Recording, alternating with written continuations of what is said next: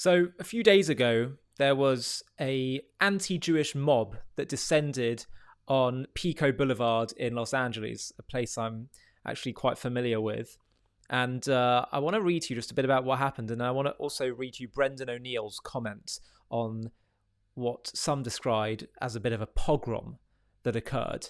Have a listen to, first of all, the report in the Free Press, which gives us the details of what occurred. On Sunday, a synagogue in the largest Jewish neighborhood in LA hosted a small privately advertised event for those interested in purchasing homes or second homes in Israel. The Great Israeli Real Estate Event at Adas Torah Synagogue. It wasn't political and it had nothing to do with the Gaza war, but within moments of its noon start time, became the backdrop to the worst anti-Semitic violence in Los Angeles since an attack on Jewish diners at a restaurant in 2021.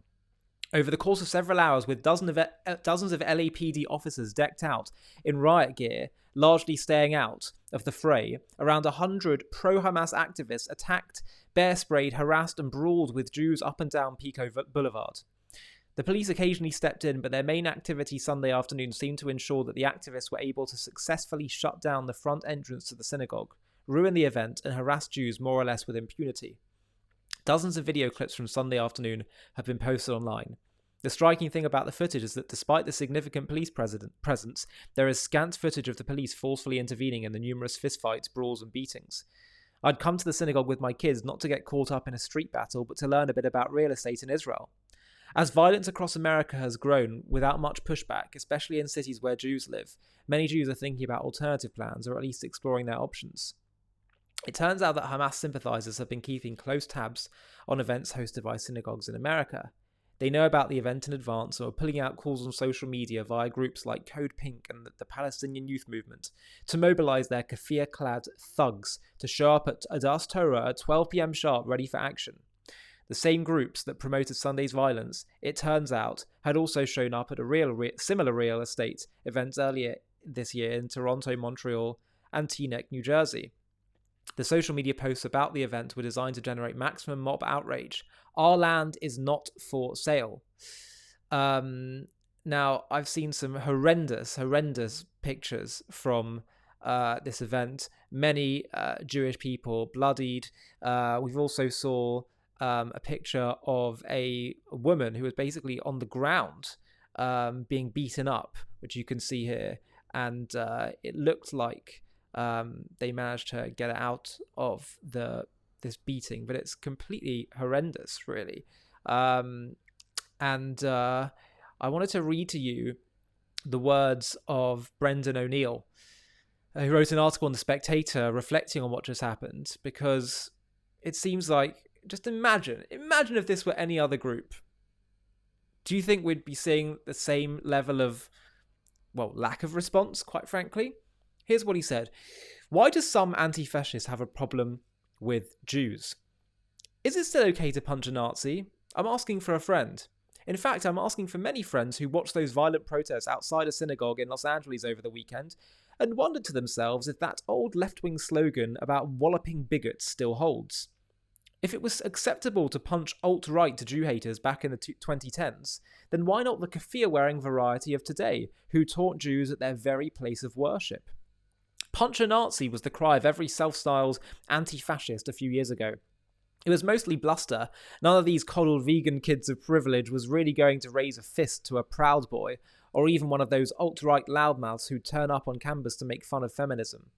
But they sure liked saying they would.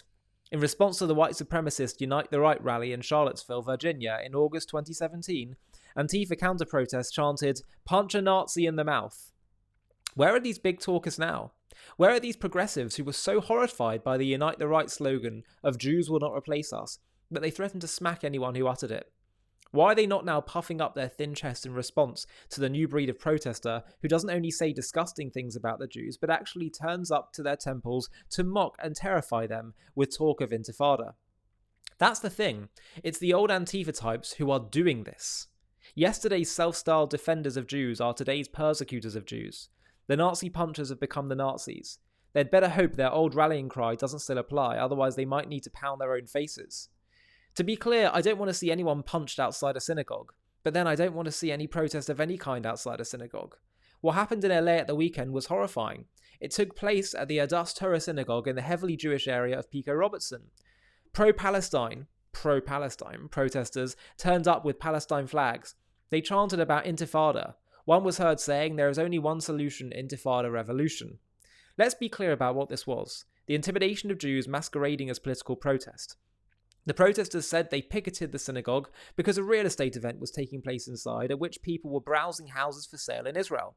They were bartering in stolen land, the kafir crowd insisted. What a thin excuse for mobbing a synagogue. The fact is this, if you are screaming at Jews as they enter their house of worship, you are not one of the good guys. In fact, you're reminiscent of some of the worst guys in history. By the way, I would add, looking at property to purchase legally in whatever country it is. They could have the right to do that, but certainly in what is their ancestral homeland. And let's be clear about that. That's what the land of Israel is. And so what they're trying to stop is the Jewish people's right to live in their own home. And for anyone who says, yeah, but they displaced all that. No, we didn't displace any Arabs until they started a war to annihilate Israel. We wanted Arabs to live among us. And proof of that is 20% do. But they're going to have to be peaceful and cooperative. They can't just try and say, we want to kill all the Jews. I think that's a pretty fair standard to have. Anyway, I'll continue.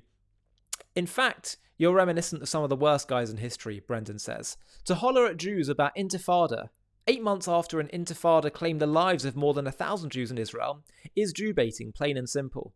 It is cruelty, not activism. It is more a mini pogrom than an act of protest.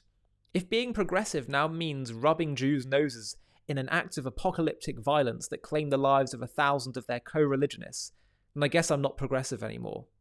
The gathering at the Adas Torah synagogue was worse than anything the old alt-right did. Yes, those hard-right edgelords and neo-Confederates who were big in the 2010s were an enemy of moral decency. They were anti-women, anti-black and anti-Jewish.